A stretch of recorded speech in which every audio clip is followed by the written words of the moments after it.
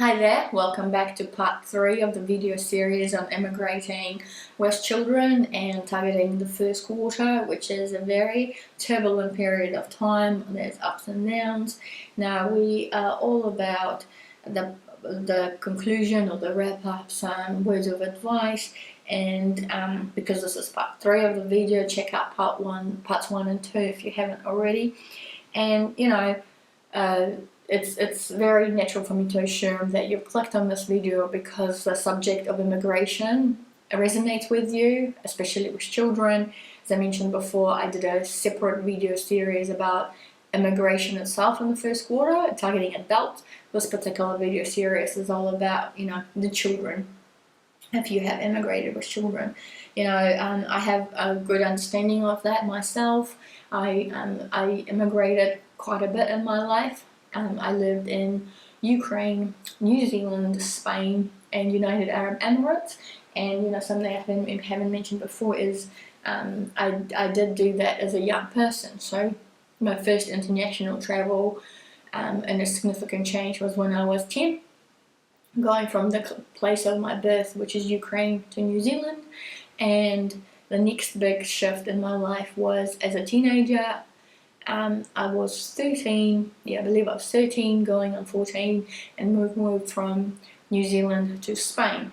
So college years, you can think of that. So in terms of parts of my life, so I have a lot of understanding of what immigration feels like as a child, and so I really truly hope that this video series in parts 1 to 3 actually resonate with you and gives you the right practical tips to be able to actually apply them to your family, to your children, in order to assist your beautiful babas, your beautiful kids in assimilating to a new country and a new lifestyle and new family dynamic, right? Now, I'm all about practicing love, thinking love, speaking love, and doing love. And in part 2 we talked about, ability for you to put yourself in the kids' shoes, to try and understand what their world looks like from their perspective. Pray for your family, pray for your beautiful children, speak love, tell them how much you love them, give them words of encouragement on a daily basis, on a regular basis. Remember that, yes, you're going through a lot of changes and a lot of emotions yourself because of immigration, but at the same time, so are your kids. And it's very important, for you to actually have those discussions and with your kids to try and get them to talk about the good, the bad, and the ugly. And you're going to have to use your intellect and your wisdom and your intuition as well to be able to actually come up with a way that you can approach your kids to have those frank conversations. Something I might mention is my personal experience and why I encourage people, adults, to actually have those in-depth conversations. So when I moved to Spain as a teenager, within the first couple of weeks, I got taken to hospital. Actually, I woke up at night, in the middle of the night, and I had a bloody nose, and that was unusual for me. I wasn't a kid that had bloody noses, and I felt really, really not well. I felt faint, and I had a pain in the back, sort of the right hand side of my shoulder. And so my parents decided to call the emergency, and we went to the hospital in order to just talk about some things and figure what's up. It ended up being a conversation about the fact that I had an enlarged my muscle in the right hand shoulder was much bigger than my left, and that's because at the time I played a lot of tennis and I'm right-handed, so that makes sense. But because of that muscle, it was most likely blocking the amount of oxygen that was going into that part of my brain anyway. And in tune with the fact that we had such a massive change in our family dynamics, literally moving from New Zealand to Spain, I must have been thinking a lot about the movement, the actual move, the immigration part of it, and I had a lot of new to deal with, and that caused my brain and my mind to actually stress out. And when you have a combination of a physical element, blockage of or restriction of as much oxygen and air into my brain, and then your brain going into overdrive, I had woken up at night, I think it was about 3 weeks into our immigration journey, with a bloody nose. And now I know that after the trip to the hospital, and now reflecting on that moment as an adult, I knew that I didn't think I was as stressed as I actually was. And I remember speaking to my mum at the time, saying things like, I definitely had a lot of thoughts in my head thinking about the move and the immigration and what it felt like, what kind of impact it had on me, and specifically that, I had a new school, I had a new curriculum, I had new teachers in my life, so many names to learn, I had new kids, and all the kids were welcoming and lovely and amazing, and I love that school. That school is very dear to my heart.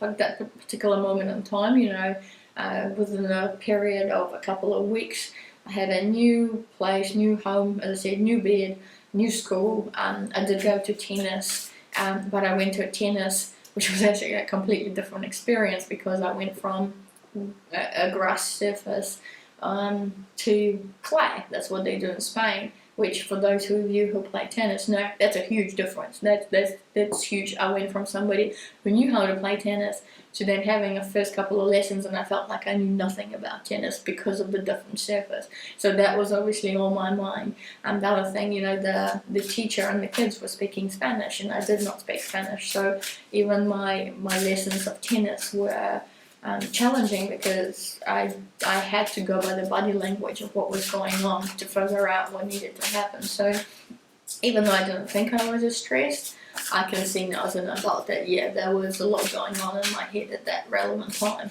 and I'm sharing that with you, just for you to be mindful of some of the things that could occur, in your kids' minds and in the world of the child. So let's have a look if there's anything from the intuition deck that might come our way as I was speaking. Now, as I was shuffling the deck, I really hope that this content resonates with you, and that you may have found a few practical tips that you may want to apply in your life during this first quarter of your immigration journey. I truly wish you all the very best. There's ups and there will be downs. It's a huge roller coaster. Now, this card fell out and feels like something I have to look into. So what do we have? Deeply rooted. Okay, so we've got a tree, and roots, right? So the foundation of any tree is right in the roots, in the soil.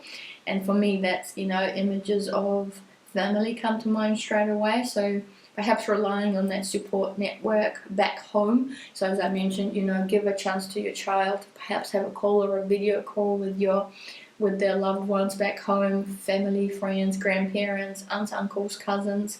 Set up that foundation. Your home. Oh yeah, maybe there's another thing. Your home, the closest people to that child, is where the bond of love resides, right? And it's the foundation, right, at that point in time. If back at home they had perhaps your kids may have other people or circumstances or locations, physical locations where they felt grounded. Well, when you immigrate during that first quarter, it's all about that new home and that new family dynamic. That are your roots and your foundation. And so it's very important for you as the guardian, as the adult in the life of that child, to understand that, acknowledge that, and perhaps take some practical steps in alignment with that knowledge and that understanding to show and practice some love towards your kids. That's all I had for today in terms of the content. If you like it, please like and subscribe and comment down below. I would really appreciate it, especially that 22% of my income and earnings I donate. I'll link down the video that talks more about that. I do truly hope and wish that everything happens smoothly for you during your immigration journey, especially for your kids. My thoughts are with you, my prayers are with you. You've got this, you can do this, you're strong, and you're full of love, and remember, you're always protected and you're always safe. All the very best, and I'll see you in another video. Thanks.